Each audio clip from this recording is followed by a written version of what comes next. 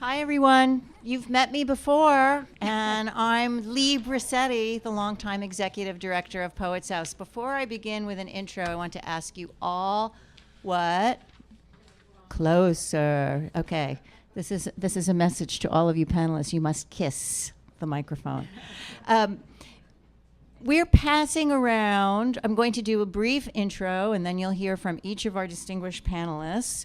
You've met me already and met Poets House, but let me just say that I believe passionately that poetry, creativity, and business are not necessarily separate things, and that it is a joyous kind of visionary spark that then works with facts and works with hard work that gives us great things in our culture and in civilization.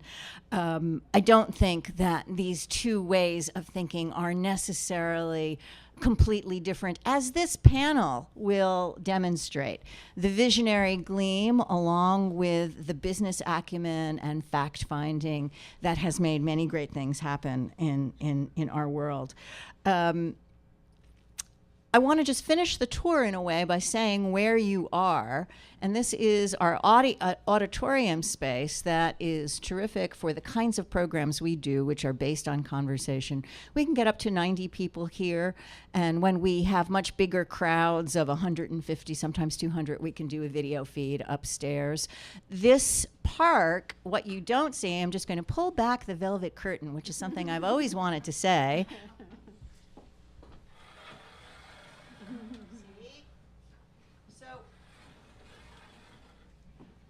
That park is South Teardrop Park. It's designed by Michael von Valkenburg, who's doing the Brooklyn waterfront. And many of the architects that were working with us got really excited about poetry, how to create that relationship between architecture and building a park and poetry. What are the alignments in terms of creating a poetic space? He completely redesigned his park for us, putting in the proscenium seating, basically putting in a river element. People can sit out there, and one of the great things during the summer is we have our showcase of all of the new books in here. We open the garage door, and we can get 200 people, 150 people for a reading that's basically indoors and outdoors. Please come back. That's the Poets House message to you.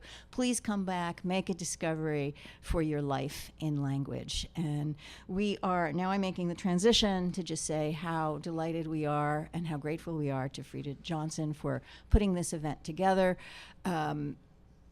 The people on our panel are all very, very dear to us and have helped us build Poets House, and we've admired them for a very long time. I think they prove that creativity is important to whatever human endeavor that we're engaged in. Kate Cheney Chappell, with her husband, is a co-founder of two environmentally sustainable companies, Tom's of Maine and Rambler's Way Farm. I was so excited when I met them for the first time because that was my toothpaste. And I noticed that they always had little poems in the interior matter.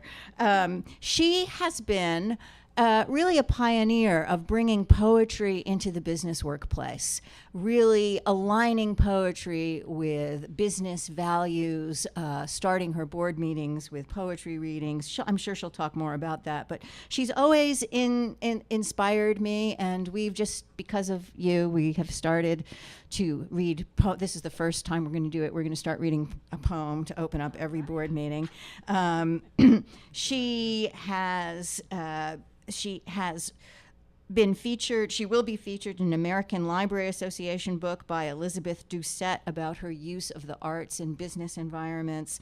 She's also a visual artist, which is where the exhibition space comes from. Very, very esteemed visual artists that's shown throughout New England and the Northeast.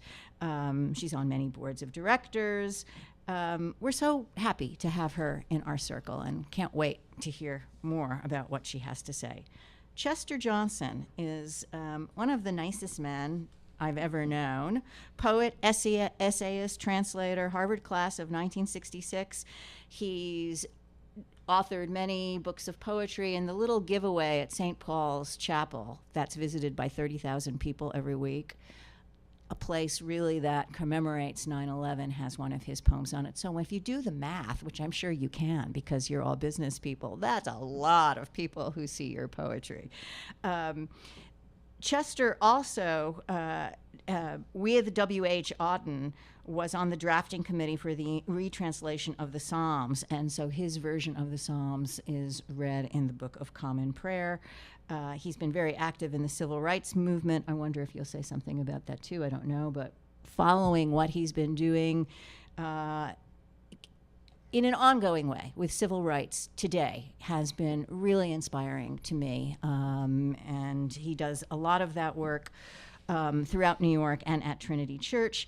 Boy, I learned a lot about you, Chester, from looking at your bio. I did not know that you had a 43-year career in public finance. He was the head of Public Finance Research Advisory Group at J.P. Morgan. He was the Deputy Assistant Secretary, United States Treasury Department during the Carter administration.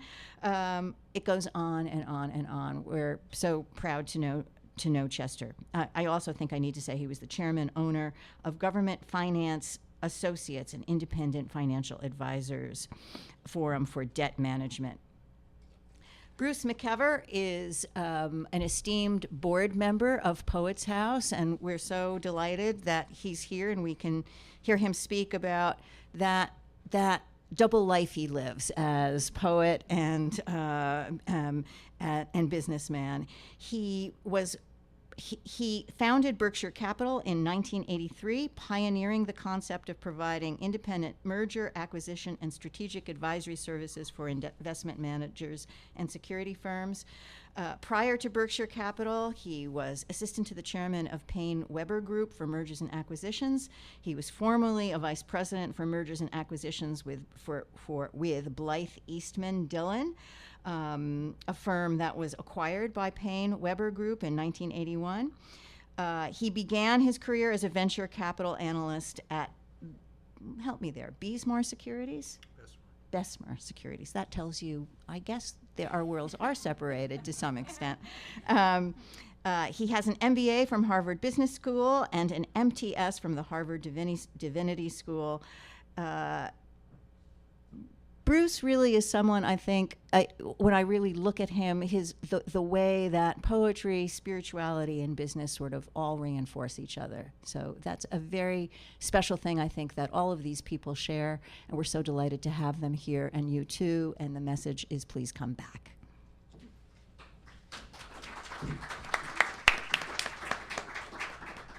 Well, thank you, Lee.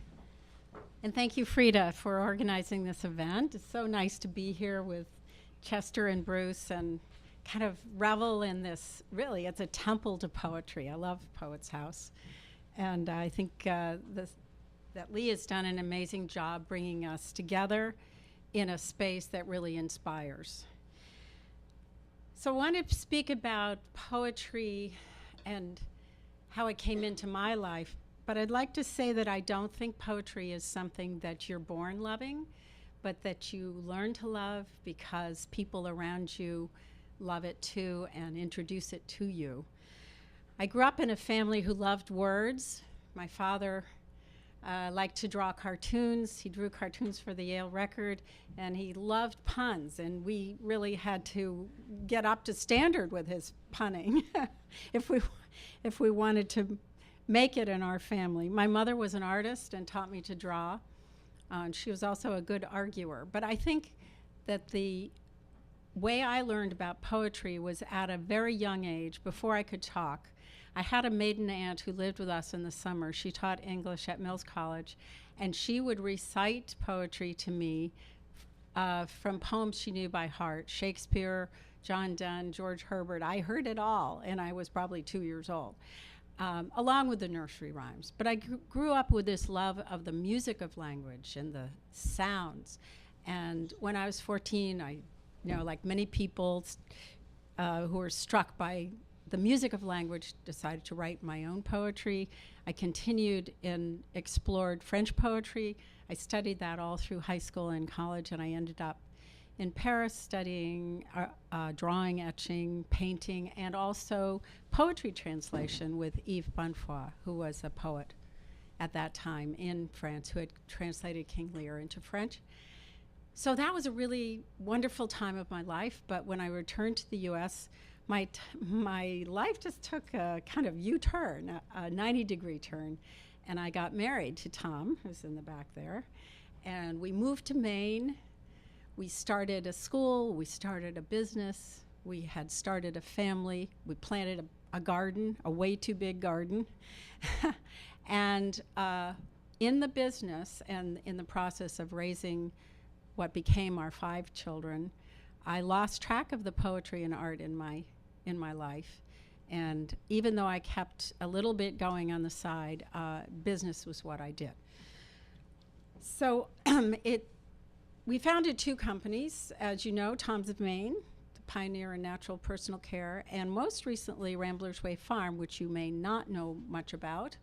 But we are making clothing from ultra-fine worsted wool, and the sheep are raised here in the States. Everything is done from start to finish in the U.S., including the design, and one of our designers is here today, the cut and sew. Everything happens here. So I'm knowing that one of the reasons that we were successful in our first business and hope to be and are successful in our new business is the idea of values, and that we have strong values, including the respect for nature and people, and the idea that you could have a business that could be profitable, but also have balancing that environmental sensitivity and social responsibility. So those 2 things are not always easy to go together. But if you believe in both, you have to make them work. And I felt strongly that, and it is our belief, Tom and I, that if you want to engage a person fully in your company, you have to reach that person, that whole person, and that the head, the heart, the mind, the spirit, it's all connected. And if you don't want a half-hearted response, you've got to get them into what you're doing and meet them where they are as people and connect with their values so that their values help the company and the company's values help them. That makes the mission work better. And at Tom's of Maine, as we were getting more successful in the company, and this goes back, we started the company in 1970, so that's a long time to be in business. Tom went back to Harvard Divinity School, and I was feeling that I wasn't bringing my whole self to the business. And I wondered whether the poetry and art that moved me so much as a young person could be something I could put to work in the business. So I decided that I would borrow from those humanities and bring them in several ways. We actually ended up designing a curriculum that was used to train not only our employees, and I'm talking not about the top management, but everyone from the line worker to the scientist in the lab to everybody who worked at Tom's of Maine went through this program, and 700 other people did it in the state of Maine and went on to start businesses or nonprofits. So the idea was based on Tom's book, The 7 Intentions of Value-Centered Leadership. The book's title is Managing Upside Down. And I used poetry in that. I used art in that. I convened people around clay for team building. So they were building things blindfolded first and then in teams with their eyes open. We did Marc Chagall for talking about the imagination. We looked at poetry all throughout the curriculum, and they kept a journal, and every time there was a workshop, we'd have a poem that was something they would respond to. But most of all, in our day-to-day work life, we did something called a connecting exercise, and that involved bringing a poem to the workplace that would apply to what we were struggling with. And so every stockholders meeting, every board meeting, every meeting we had in the company was initiated by this connecting exercise, which helped people kind of get below the idea of just being in roles and more into their human values that they shared. And then everything in the work after that in the circle went smoother because people had already connected. So we used a lot of, our company was successful only as far as we could innovate. And natural toothpaste, we had to come first to market with the first natural toothpaste, the first children's natural toothpaste, mouthwash and deodorants and soaps. But to get everyone on board and helping and putting in, you really needed to convene them in a way that brought people to the table. So the themes that we looked at using this poetry that I would pick ranged from nature to balancing those competing aims. So we would look to Rilke, for instance, who says, take your well-disciplined strengths and stretch them between two poles. So there's that really difficult arc that you have to bridge, that arch over from social values to profits. When we wanted to be grounded in the physical, because it wasn't all about the numbers or the marketing, the share of market. We looked to Jane Kenyon and her poem, Things. We read Philip Larkin. We read Mary Oliver, Richard Wilbur, William Stafford, Grace Paley, Pablo Neruda, and Stanley Kunitz. So this poetry, I noticed, had an ability to move people and to get them involved. Wallace Stevens, who is, if you remember, an insurance person as well, he's from my hometown, as well as a wonderful poet, said, the poet feels abundantly the poetry of everything. So that idea that poetry can really feed the spirit is what was at the basis of my idea of bringing it into the workplace. And it engaged people in a way that brought their attention back to the task at hand. And Denise Levertov talks about that in poetry, the ecstasy of attention. So I'd like to invite your ecstasy of attention while I read a poem by Wendell Berry. The poem is in your seat if you want to read along. And this is the kind of poem that I would use in a connecting exercise, and I will give you, after I read the poem, the questions and the exercise. And I invite you after the session today to find someone in the group that you don't know very well and share your response. So I'll read the poem, The Peace of Wild Things. Does everyone have one? Yes. Yeah. Oh, Bruce needs one. And maybe, yeah. There's a couple there too. All right, The Peace of Wild Things by Wendell Berry. When despair for the world grows in me, and I wake in the night at the least sound, in fear of what my life and my children's lives may be, I go and lie down where the wood drake rests in his beauty on the water, and the great heron feeds. I come into the peace of wild things, who do not tax their lives with forethought of grief. I come into the presence of still water, and I feel above me the day-blind stars waiting with their light. For a time I rest in the grace of the world and am free. So, and if you were sitting around the circle with us at our company, you might answer this question: what does the poet do when he is in despair for the world? And you might say, I go and lie down. I come into the peace. I come into the presence. I feel. I rest in the grace. I am free. What are some of the wild things he encounters? There's the wood drake, who rests in his beauty, the great heron, the still water, and the day-blind stars that are there in the sky, whether we see them or not. And what is something the wild things do not do? I love this line. who do not tax their lives with forethought of grief. If ever there was a description of the human condition, it is that we tax our lives with forethought of grief. So the exercise, call to mind a time when you experienced the peace of wild things.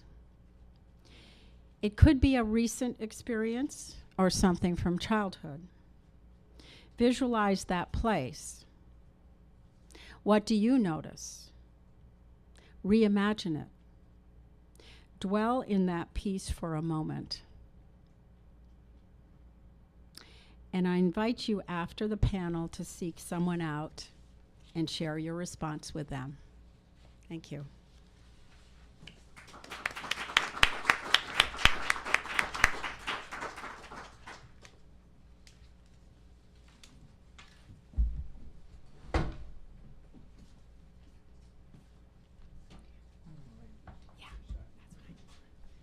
Thank you, Kate. Good afternoon. Can you hear me okay? Like this? Better? Maybe higher. Yeah. How about that? That's good. Very good. Good afternoon. At the outset, you still can't hear me? I'll try it now. At the outset, I wish to take a moment to thank both Poets House and the Senior Committee of the Harvard Business School Club of New York for this event. Its focus illuminates an important subject, as the unfolding of each presentation will show. Business and the poetic life. Do they meet somewhere? Or does the true poet run scared out of his or her wits from a normal 9 to 5 or 7 to 7 occupation for fear of that ever elusive muse being somehow corrupted or bamboozled and vanishing forever? Is that a fearsome myth with which poets live? Sometimes, always, too often, of course, maybe, reinforced by classicist folklore and practice. And adding to this mythology are the two sides of the brain argument. True story. A few years ago, soon after the publication of my most recent book of poetry, I was introduced, because of my dual life in poetry and business, at a bookstore outside of Memphis, Tennessee, as the man who can think out of both sides of his brain, suggesting I had just escaped from the local carnival or from my co-entertainer, the bearded lady, or I was some kind of post-modern Houdini, for obviously it took math to conduct business, tapping the brain's more quantitative left side, and intuition, exploiting the right side to compose poetry. Let's take a minute to test this notion that business and poetry are manifestly divergent. I'll start with a short excerpt from a celebrated poem by Seamus Heaney, Digging. It compares the act of spading in potato farming by his father and grandfather with Heaney's own writing a verse. But I've no spade to follow men like them. Between my finger and my thumb the squat pen rests. I'll dig with it. He equates the work of writing a poem to that of spading soil. The same source, yes, the same, that drove those stooping in rhythm and straining their rumps in the sod, drove the writing of Heaney's verse, the very same. A short excerpt from a lighter poem of mine says the same thing a little more directly. That is the commonality of work, dignified work, whether spading, honoring a regular job, or writing verse, all drawing on that unrestrained energy to produce, create, of becoming. And don't count on speed to help, though some will say so. for speed deludes and suggests magic it can't deliver, while still others say to be clever is to be lyric, if not heroic. But I say zing and zest and energy in the chest bring forth the eye that works the page to craft the lines to tame the rage. It was T.S. Eliot who continued to work in the Foreign Accounts Office of Lloyd's Bank well after having already written the love song of J. Alfred Prufrock, as well as The Wasteland. Did Eliot somehow immediately become this major poet when he left Lloyd's Bank for employment at a publishing house? Of course not. And it was Wallace Stevens who, when offered the poetry chair at Harvard, refused it, preferring his position as head of the Surety Claims Department for the Hartford Insurance Company. Wallace Stevens, the poet who said that business made him a better poet.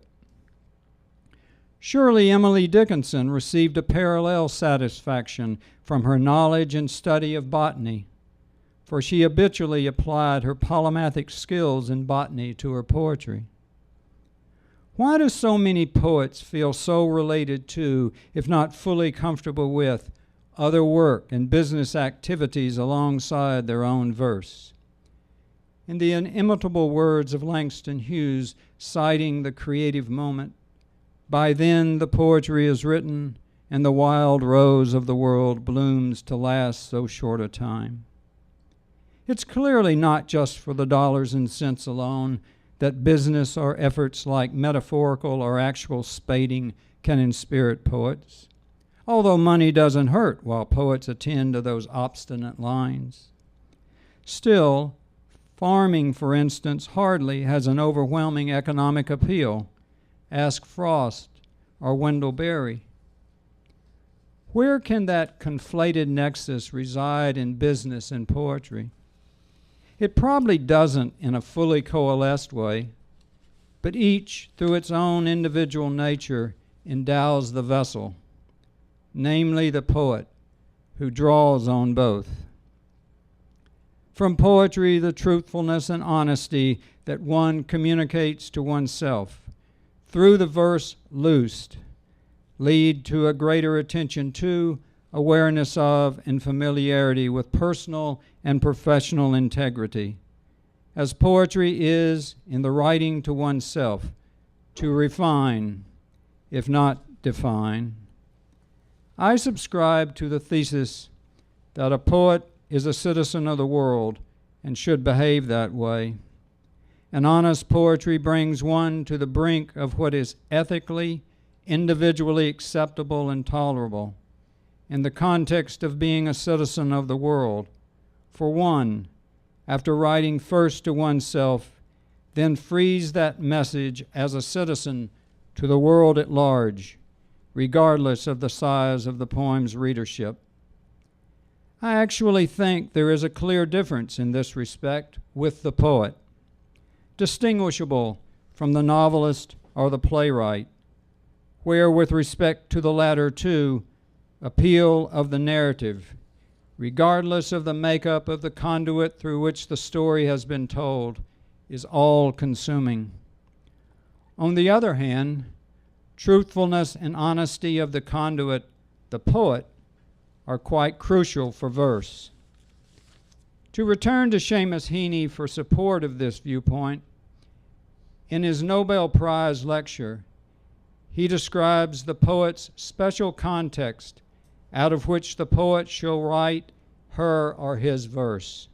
Quote, "The power to persuade that vulnerable part of our consciousness of its rightness in spite of the evidence of wrongness all around it. The power to remind us that we are hunters and gatherers of values, that our very solitudes and distresses are credible." Close quote. Now of the effect on the poet of work and business.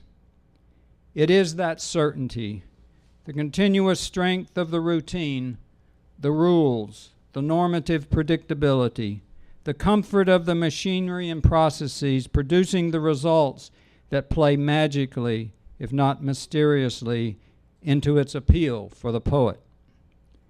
It is that surety in business, in work, that 1 + 1 always and forevermore will actually equal 2. Not a hypothetical 2.5 or 3 1/3, but fully and incontrovertibly a 2. That a poet can dig as Emily Dickinson did, she often in the moonlight, and as Wallace Stevens undoubtedly did through mounds of paper every day on his desk in Hartford in search of the truth, human if not eternal, following a discipline and knowledge that have previously and for so long proved unambiguous. That spading which links the business of business and regular work to the vision and horizons of the poet.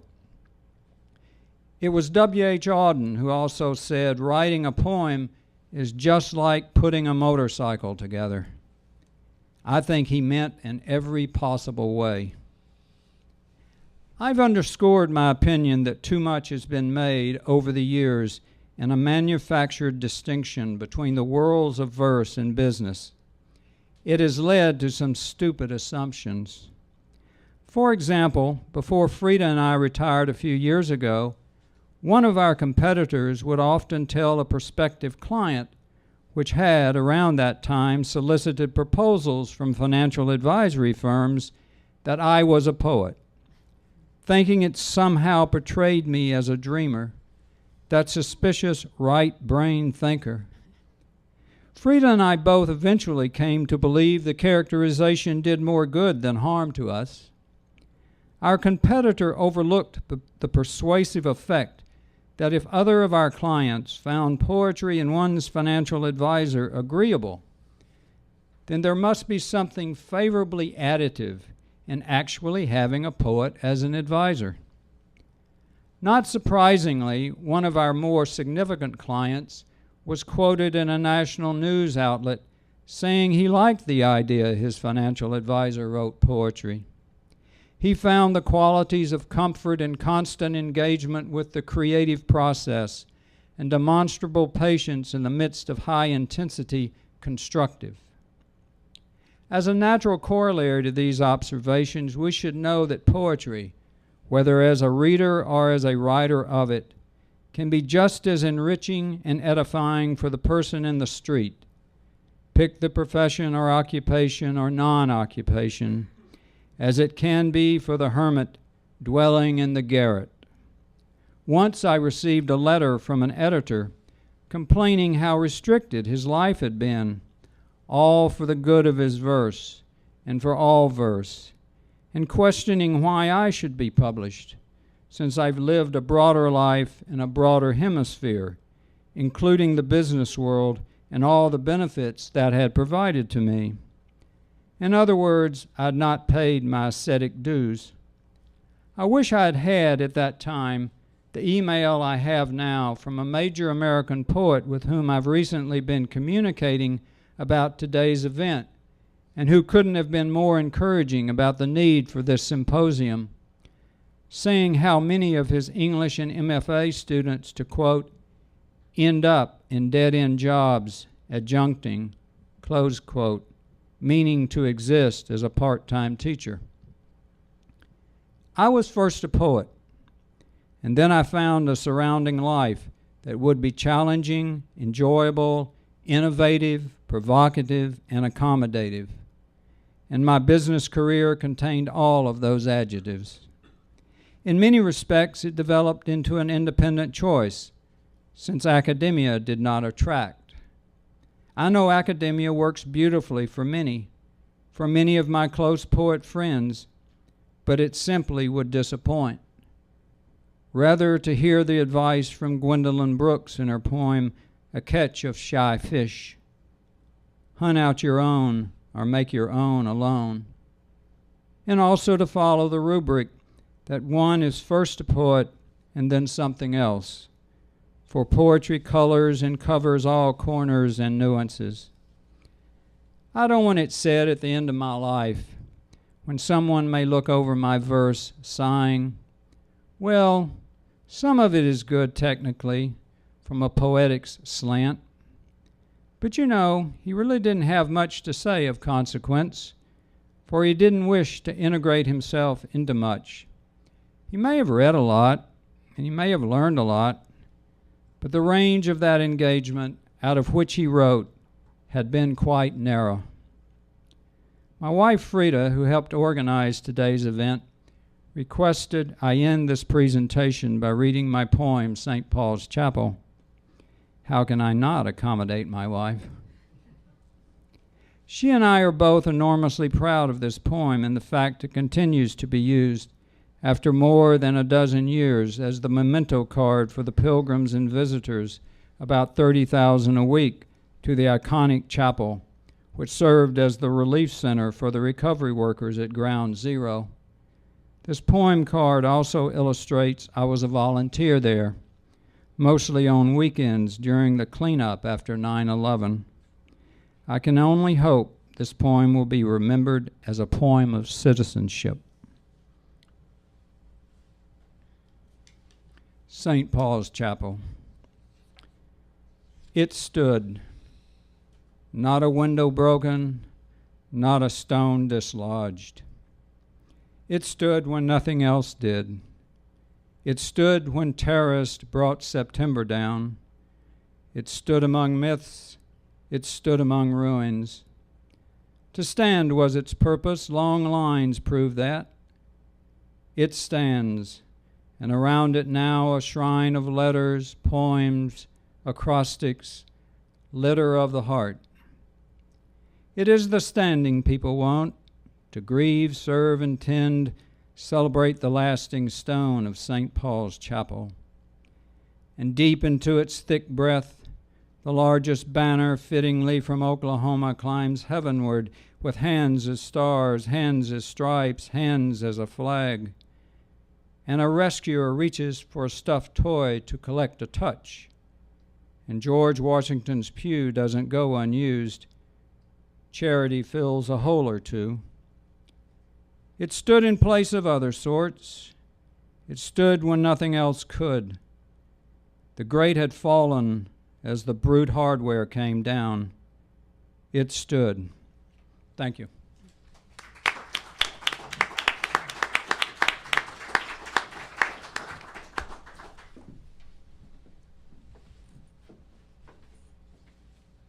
Hi.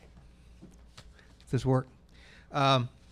Well, isn't Poets House a miracle? I mean, you know, it's amazing to have this place and to be able to have these gatherings. And Frida, thank you for organizing it. Some people never get the word. I didn't get the word. I thought we were going to have a reading, so I'm going to read a few more poems. And I want to talk a little bit about how business and poetry have connected to me. I want to thank Kate for citing Rilke's poem. It's just as the winged energy of delight. Yeah. Carried us over many chasms early on. That is a fantastic poem. I don't know if you've ever read it, but that's a powerful poem, and that's what I believe is that's where, you know, God learns us in training. And Chester, thank you so much for pointing out that it needs to go up, down, closer. Okay. I had a friend of mine tell me once that both sides of my brain worked, and I didn't know whether that's gotten me any business or not. I had an exactly opposite experience from Chester because I started a business and was in business and poetry came into my life because I was really dissatisfied with business and what was going on. I knew that there was something else in me. I always read a lot. I read tremendous amounts, but I never connected it. And I went to Georgia Tech. I went to an engineering school, and I was never really happy. I got a year. I was an exchange student in Germany for a year, and what I realized in that year, because I could pick any electives that I wanted to, I was reading German literature. I wasn't doing mechanical engineering that I was supposed to be doing, and it was delightful reading Rilke and trying to read Rilke in German, trying to read Hesse in Man. I mean, it was a real delight. That should have given me some sort of hint as to what my dissatisfaction was, but it really came out of the blue. I came to New York.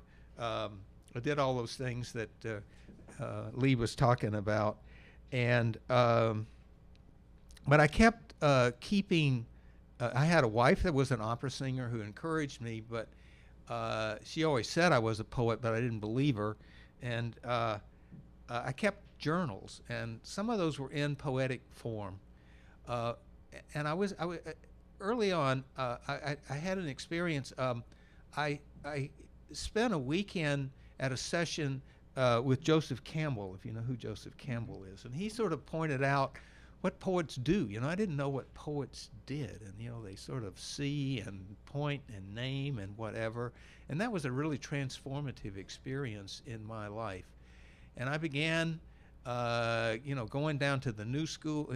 New York is so wonderful. I mean, PoetsHouse adds to that because you've got all these classes you can take. You can come, you can study with the best teachers in the world right here at the 92nd Street Y, at the new school. It's all over New York City if you want to. Luckily, I was befriended by a woman named Pearl London. And I don't know, Lee, do you remember her? She was a fantastic woman. And she saw, in this sort of guy sitting in the back of the room, some talent, and said, you really need to learn how to do this. You need to come take my course. It's a year. And so I would go down at lunchtime. I was the only male in this room, and an investment banker. I didn't tell anybody who I was or what I was doing. I was just sitting there taking notes, learning. But she really took me under her wing and taught me all the forms and the really substance and stuff. And so I'm a product of sort of night school, I guess. That's what I did. But I started a business like Tom. For 22 years, I was traveling all over the country and started a business. And I really wasn't satisfied till I started my own business. And so I got a lot of time to write on airplanes. And this is one of the poems. It's called On the Road. I love early mornings in a new hotel, traveling west and up on East Coast time before room service starts delivery, searching the lobby or even down in the kitchen for coffee, to greet dawn with the night clerk starting his wake-up calls.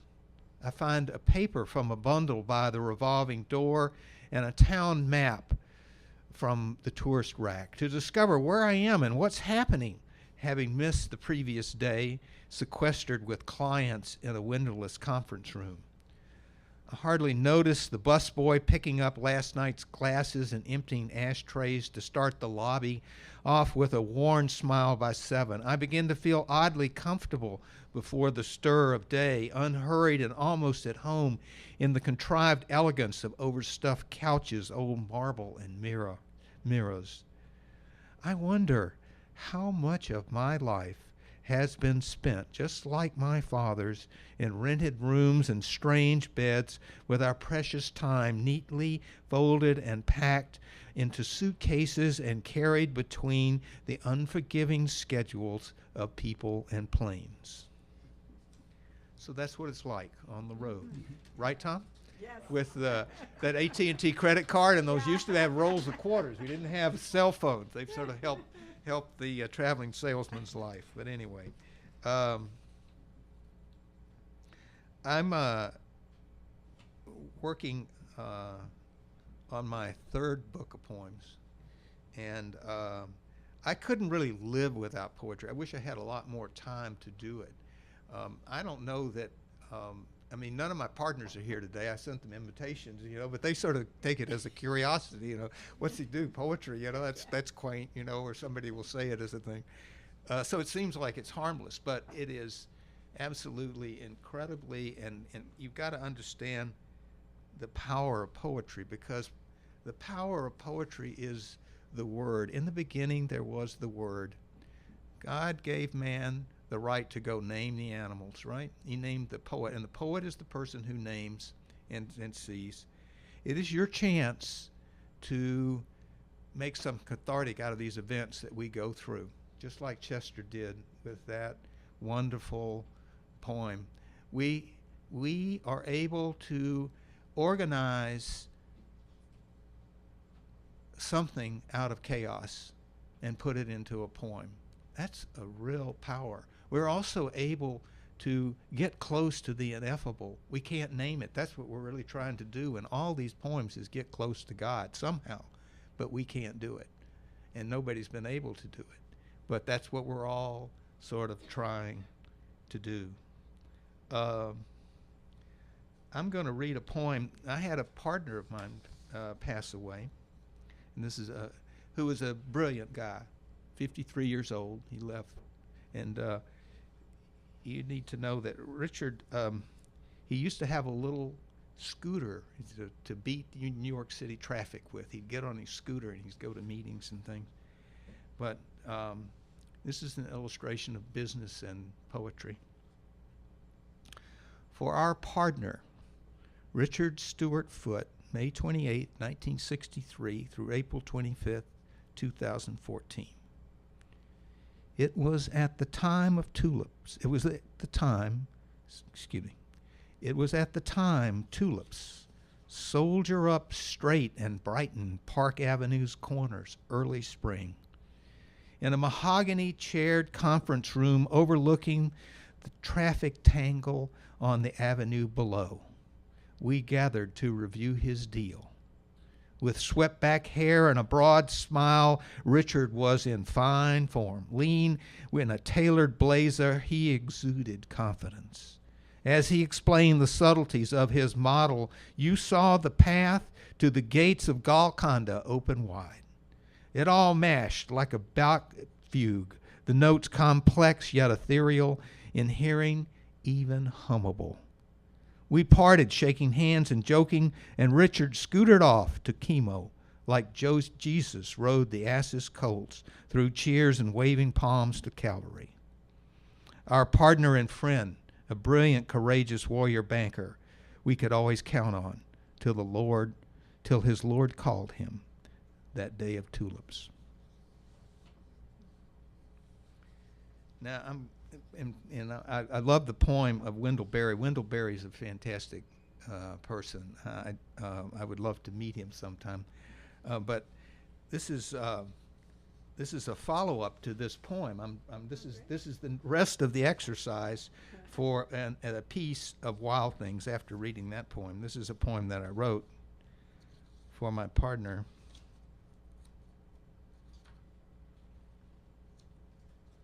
After that.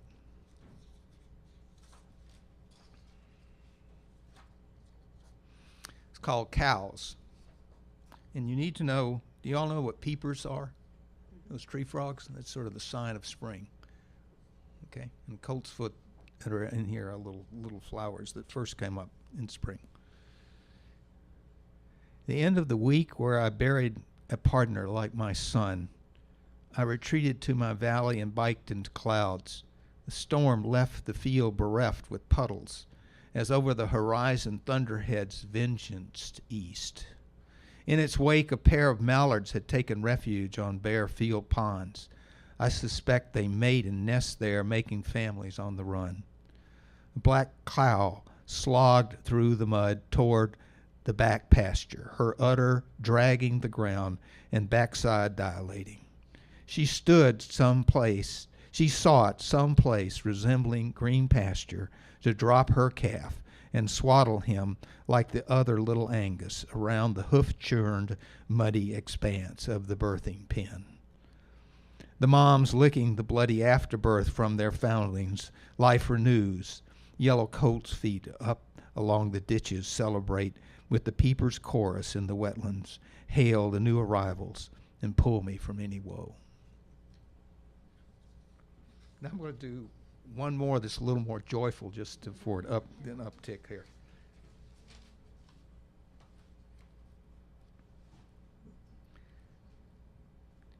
But this is what happens when you get down. You just write a little poem, okay? This is called Tulips again. Tulips surprise me like a yellow sunrise, igniting from my coffee table. Bought last night in a cold rain, they stand radiant in a tall vase, leaning toward the window, savoring the morning light. How perfectly they spill with each leaf folded to embrace the tumbler's edge. flown from Holland's fields where we biked last summer between astounding rows of color. They were the fancy of Turkish sultans, gifted to Dutch botanists who hybridized them to be dazzling. Tulip mania became endemic. Then the deluded traded their homes for a single bulb. Today, it's big business, this bounty of bulbs, fresh cut and air expressed around the world. These bright missionaries come to spread joy through impersonal cities, come to roust us from our comfortable beds and wake us from our morning slow. Thank you.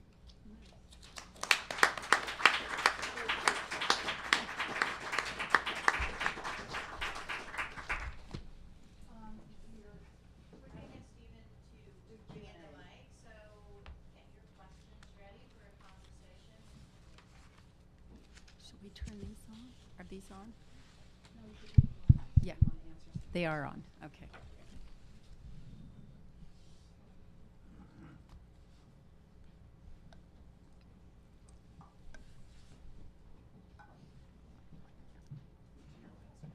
We're not sure. Hello. Do these? Yep. Yep. Yeah, they do.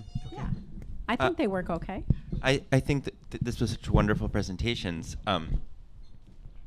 I also work here. I'm Stephen Motika, the artistic director. And I wondered, before we open it up to our audience, if you had any questions or comments for each other.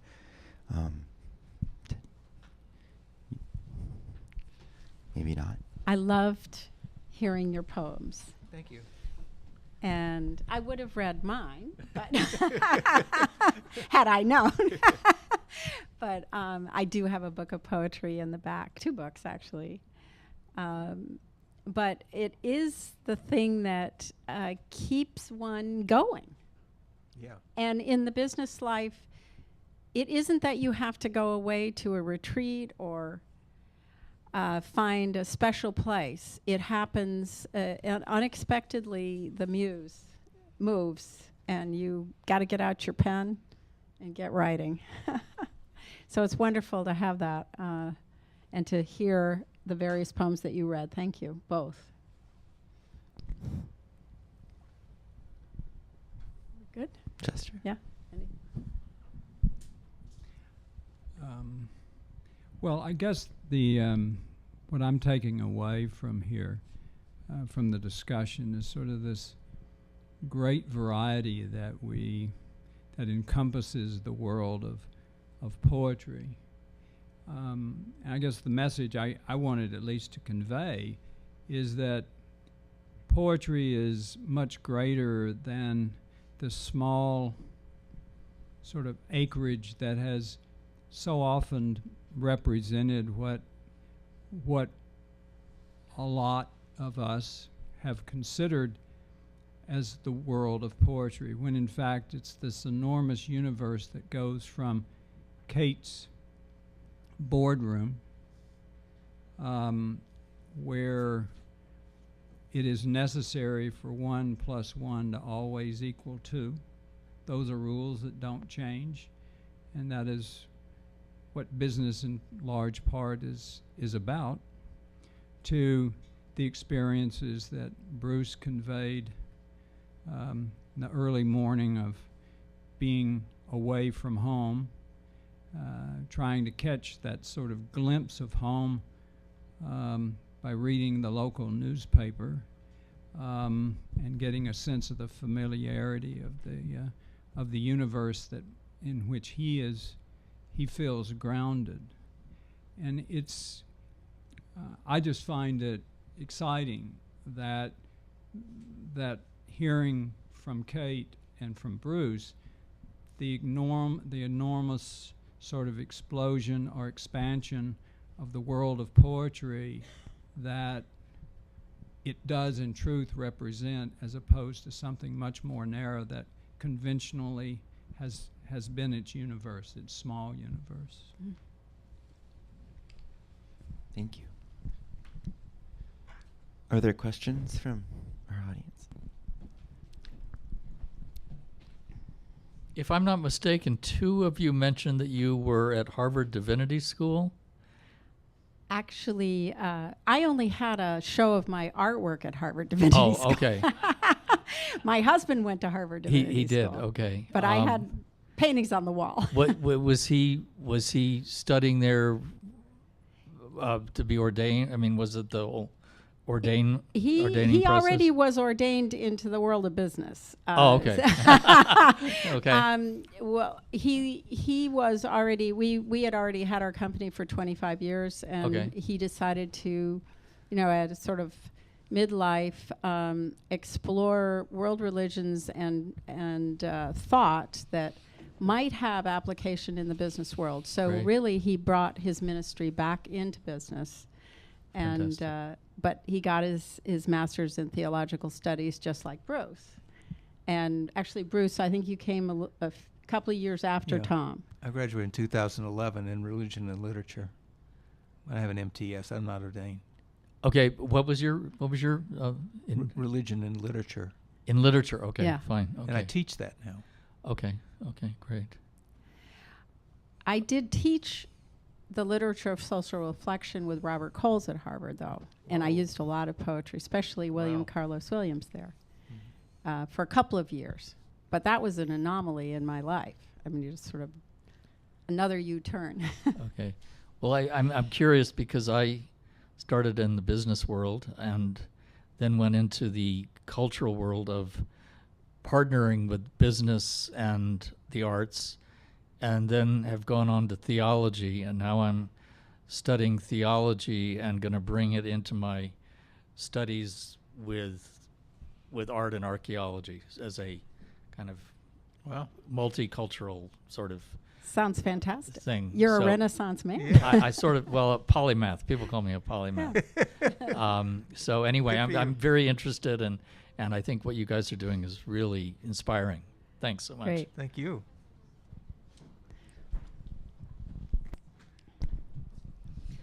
I just want to share something with you and Mr. Johnson.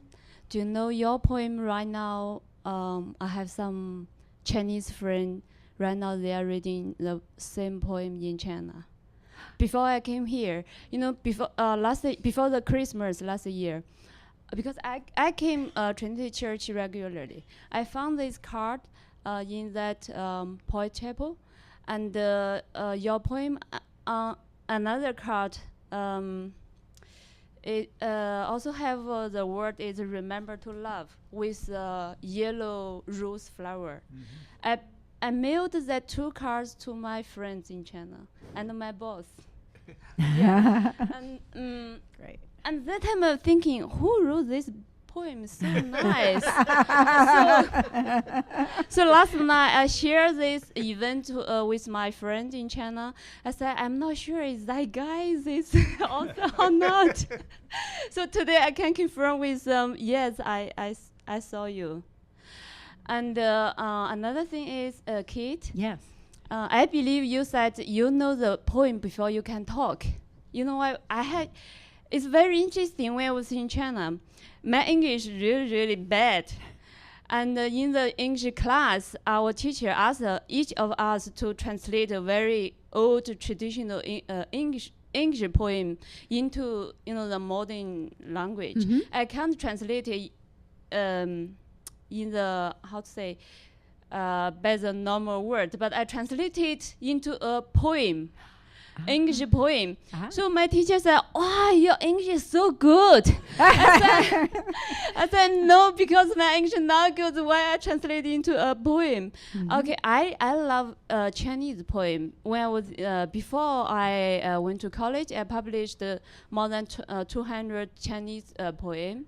Yeah, I love Chinese writing. And when I get this information from Tony, thank you, Tony, again. I can't wait to come today. Great. I feel so thankful. Thank you, all your guests. Thank you, arrange this class. I really love it. May I just make one point? I'm sorry, just pick up on a point that this poem, where you saw the flowers and the roses, there was a decision that, and I think so, is if you'll notice the poem, on the poem card here, is a little bit dark, and it has more of a funereal or a darkness to it. And it was the poem card that I passed out was used early on, but I had a number of those copies, and so I decided I would share that. But as the 10th anniversary, or commemoration rather, of 9/11 came around, there was a feeling that there should be uplifting background to the poem as opposed to what you have here. And it was combined with the theme of Remember to Love. And so the flowers combined with the theme of Remember to Love then was consolidated with this poem. But there was an intent to have a more of it uplifting as opposed to more of the darker side. Is this because the poem The Chapel?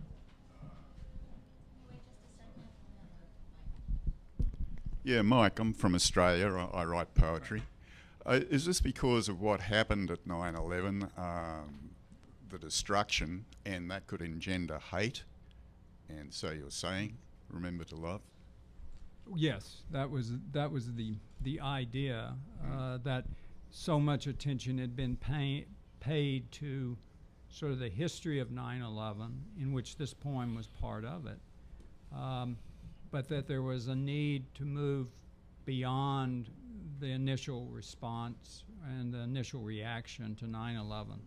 And so the poem continued to be shown, but it was reconstituted into a different shape. Yeah, it was a good thing to do. Mike, how's Australian poetry? Australian poetry. Les Murray's doing very well. Ah, good. Okay. I've written a couple of books. I've tried to publish them on e-publishing, and I feel I'm a minnow amongst millions. Yeah. I've published now through Create Space, which is a branch of Amazon, so I can get copies of my book sent out, and it's quite doable and at a reasonable price. So I'm doing that now. Great. But poetry, it's a lot different to New York. I went to a poetry slam down at the Sidewalk Cafe in East Village, which was a bit of an experience. The American poets were full of all young, full of angst, and not the peaceful sort of poetry, or more insightful poetry. Some of it was. Is there a Poets House there in Australia? Something like this? No, there isn't. There's one in Scotland. Yeah. In the UK. Yeah. So it's a revelation to come to New York. Yeah. Great. Yeah. Thanks for introducing yourself. Other questions?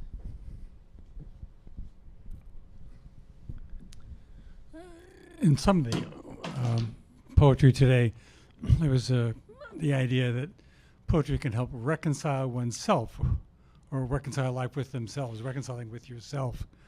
And I felt that would make a lot of sense.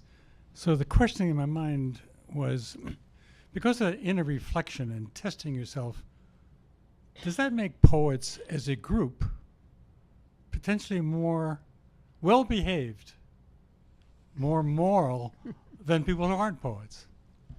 Any ideas on that? Yes, I think that was sort of a direction I was taking in my comments. That we've talked a lot about so far about this, the absence of divergence between the two, poetry and business. But I actually think poetry creates a more ethical response to business decisions. And I think it is a result of the event, which regardless of what the poem ultimately says, it starts out with the individual. I don't know if there are a lot of people who remember y'all remember the book Dr. Zhivago by Boris Pasternak, where there's this great scene at the end, or toward the end, where Zhivago has written a cycle of poems for Laura, and he gives them to her, and he says something to the effect, "I've written these are about you." And then later she comes back and she said, "No, these are about you." So even if a poet writes in sort of a third person, it's ultimately the poet taking a blank sheet of paper and drawing a diagram of himself or herself. And I think that's very constructive in a business atmosphere. I'd like to know what Bruce feels about this, particularly with his theological and divinity background. But I have no doubt that the writing of verse causes one to come to a problem in business much more reflective about the ethical ramifications of them as a result of that exercise. If you want to comment, Bruce, do you want to comment on that? Unfortunately, I think populations of all professions and people in general sort of run a normal curve. Mm-hmm. And that's been my experience. So I don't know that it does anything differently ethically for you or not, because I know a lot of sinners that are poets. And maybe I am too, I don't know. So I don't know what we call, I think it should make you more aware. It should make you more aware, and it should bring you closer to the mysterious whatever center of life is. And, is that, I don't know if that's God or what that is, but it makes you more reflective, I will say that. So maybe you think a little bit more before you do something. That may be the helpful part. But I just personally, there's some bad poets out there too. So. I just want to ask a question about form and structure of poetry, because of course traditionally there are many forms that have quite a bit of structure in terms of rhyme and meter and other things, and I'm wondering what you think about that in today's world, since your poetry seems to be rather free. Which one? Well, Who do you want? all of you or whoever. I can say that in one of the books back there, I have a villanelle, which is a very complex form that has rhymes and repeating lines, and I find that to be very challenging and fun to do. So I think it's really up to what you're writing, and if you enjoy formalism, you can do that. If you don't, there's an opportunity in this day and age to write in a different form, or a form that you invent. So I think the door's wide open, and you just choose what's appropriate for what you're doing. But Yeah. I enjoy both. Yeah, I would say that there's a bit of freedom to choose forms or pieces of forms in your verse. For example, the echo effect in my poem of St. Paul's Chapel is actually Greek derivative. You can go back to a number of very ancient Greek forms, and you will see the same kind of echo effect. So it's not as though it's absolutely free. It's draws on that, and I think there is a lot of current poetry that does that draws on whatever may be a useful tool. I mean, for example, you could read some of my verse and you would think it's free verse, but if you went through it, you would see that there's what I call elastic rhyme, and that is it gives an ability for lines to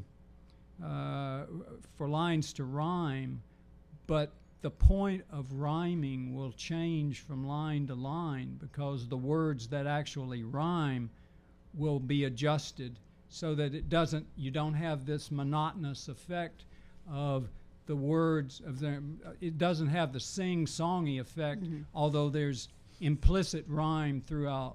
So sometimes if you look at a poem and you think it's free verse, it may surprise you if you go through an analytic look at it.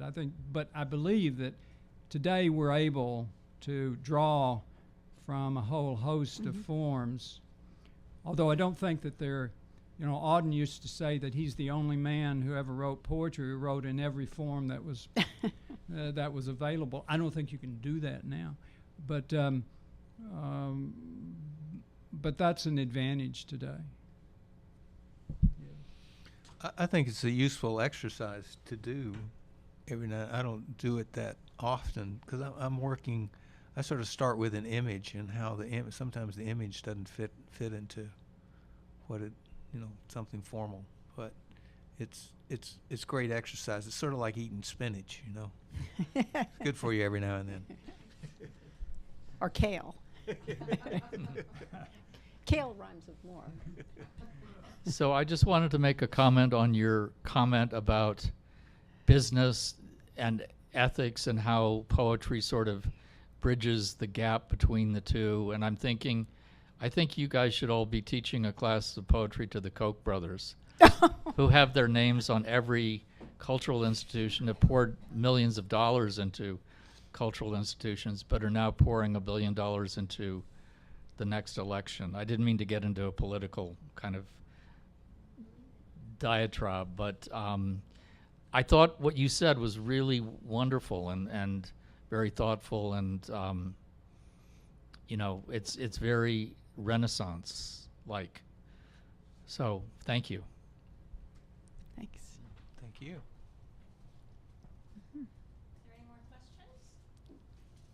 We'd like to get the Koch brothers to make a donation down here is what we were working for. I don't know if you can arrange that or not. That's what Lee would like from that. Just don't have their name. Sorry, Lee. Right. Do you want to close by reading a poem, Kate? 'Cause you Yeah, didn't why get don't you to- all read sure. poems? Yeah, please. Yeah. Which All right. Which well, book should I grab for you? Actually, how about if I read the Villanelle? Whoops, that would be good to address the formal. It's in the blue one. Yeah. And maybe you can say something about this. Oh yeah. Hannah's such a wonderful Oh yes. poet. Well, one thing I want to say is I am a full-time artist, and so I'm in the studio a lot, and I do a lot of book covers for books of poetry. And this one is by a book by Hannah Block, and it turns out that the woman I mentioned at the beginning of my talk, Aunt Libby, preceded her as chair of the English department at Mills, and Hannah became the English chair of the English department and chose my artwork unbeknownst to me. So I had this great connection, and we celebrated when this third book of poetry came out. So that's the artwork. But I also want to say that this book represents the first in a series. I founded a Stone Island Press on Monhegan Island, and we have a revolving kind of fund. Once we sell out with one book, we have enough to do another book of poetry, and it's the poets of the island that write together. So the one I'm going to read to you is the Villanelle that I mentioned. And it's called, and a Villanelle has lines that repeat and rhymes. It's a very tight, demanding form. And does everyone know where the Monhegan is? That it's an island in Maine, off the coast of Maine, 12 miles out in the Atlantic. It's very remote.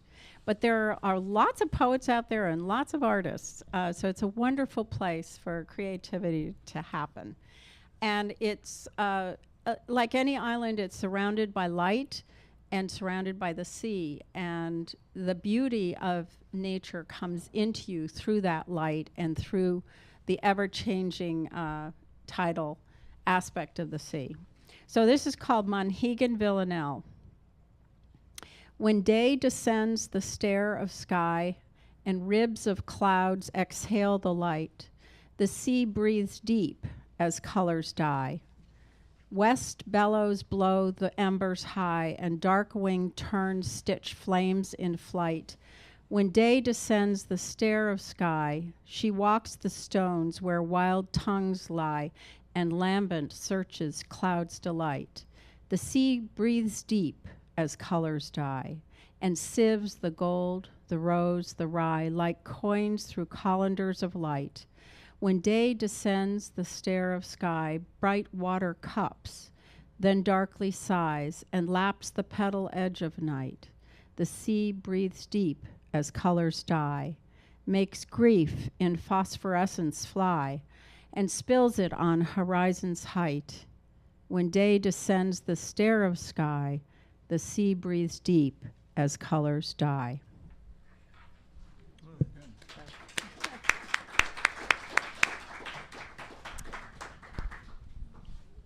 Do you want to read another poem? Do you have one? Of course. Of course. We'll Are you finish up sure, and then or we'll do you go want- into the Oh, wait. reception. I Or don't do you have the know. energy to listen? One more, just to sort of end hearing I the. think Chester should read one, yeah. Yeah. Okay. Chester, Sure? yeah, absolutely. Okay. Everybody hold on to your seat. Put your seat belts on. This is going to be a little bit different than what you've heard.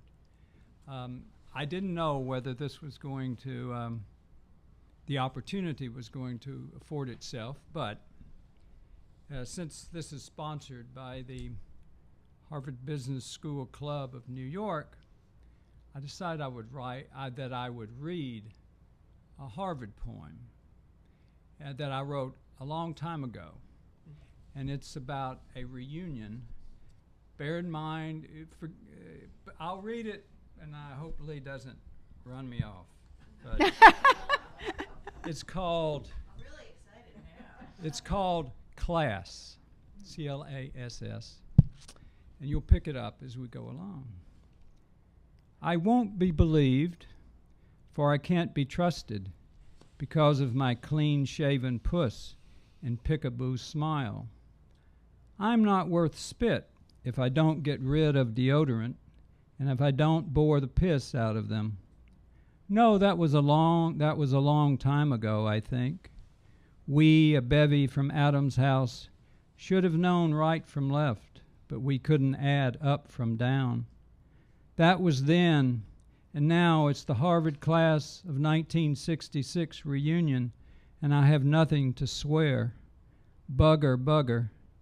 First Oxonian accent 4 decades after he sojourned for just a few weeks in England, and the second's still sporting his high school SAT scores on a yellow wad fastened through a lapel. Reunions, oh such sweet hooey. So there's the third, saying he scans poetic meter in Shakespeare's verse while selling hog futures. And then poor 4, keenest actor who went to esoterica and lost his mind and soul. We've gotten limpy, of course. Courtesy cups half full, half drained. Rappers convulsing in devolved circles. Or like the fifth, still reciting Sartre and Beckett in triple time to get perfect attention again. Oh yes, I remember the torque. It's better some things are left unbettered. Hooey, Timothy Leary. Honkers, James Watson. Honkers, you too, J.K. Galbraith. Hooey, Nathan M. Pusey. Big men are big crappers.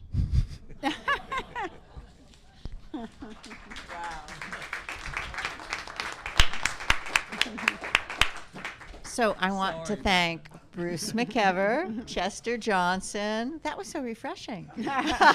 Kate Cheney Chappell, Frida Johnson for putting this afternoon together, and all of you for coming. Please come back. Make sure you have one of our calendars. Does anyone have one? Hold it up. We have fantastic poet. Yes, Hup High. Please. We do have a membership. You don't have to be a member to use Poets House, but if you're a member, you will help us support the gift that keeps giving to others. Please take a calendar. Come to our programs. They're wonderful. We'll hope to see you back here. And remember that it's really Eden down here in the springtime. We hope you'll come back. And there's a fantastic reception. Please stay and socialize. Stay, look at the library, look at the show. Thank you so much, everybody.